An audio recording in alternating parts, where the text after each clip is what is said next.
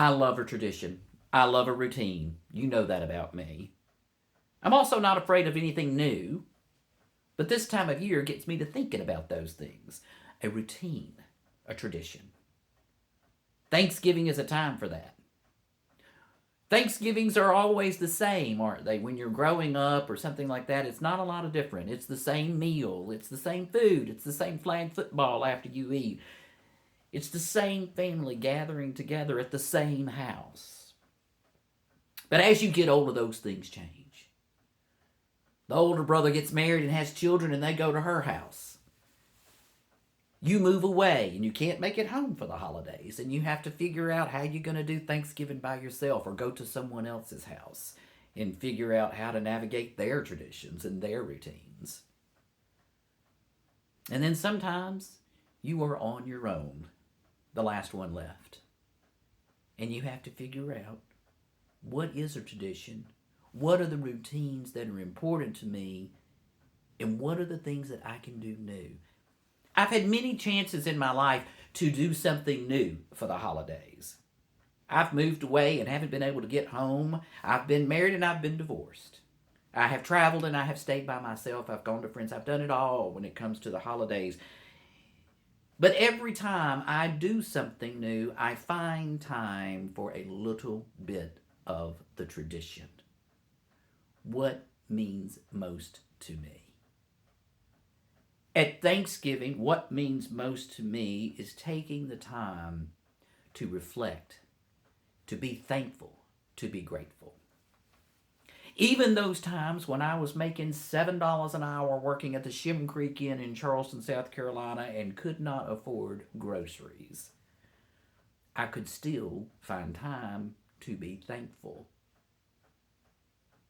Even those times when I was flying high and I was in Europe, sitting at a fancy dinner table in a fancy restaurant, I could still find time to be thankful. The tradition I'll miss most this year is calling my mother if I couldn't make it home. I used to call her on my way to the airport and I would sing "I Just Called to Say I Love You" from Stevie Wonder, and then I would tell her my flight information and what time I expected to arrive at the front door. I knew there would be black-eyed peas and Hello Dollies and pecan pies and ham and noodles for me. Even when Mother had dementia, others stepped up and made sure that there were some of those things that Charlie loved about Thanksgiving happening. Even when I wasn't able to get home, I made sure that there were those things about Thanksgiving. We cling to those things. I think they ground us. They keep us humble. They give us time to think about what's important in this world. What is important in this world? It's not the shiny. It's not the decadent. It's not the new. But it's what's in here that we carry with us for all of our lives.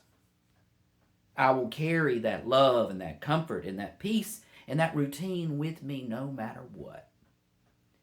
And as we approach the holidays, I hope that you take some time to be thankful and think, looking around, if you're going home, your parents are getting a little older, their little ones running around, and there's chaos.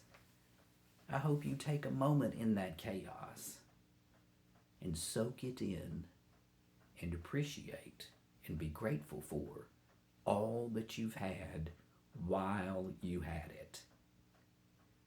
I hope you have a good Sunday. Be thankful, be grateful. Look for the new.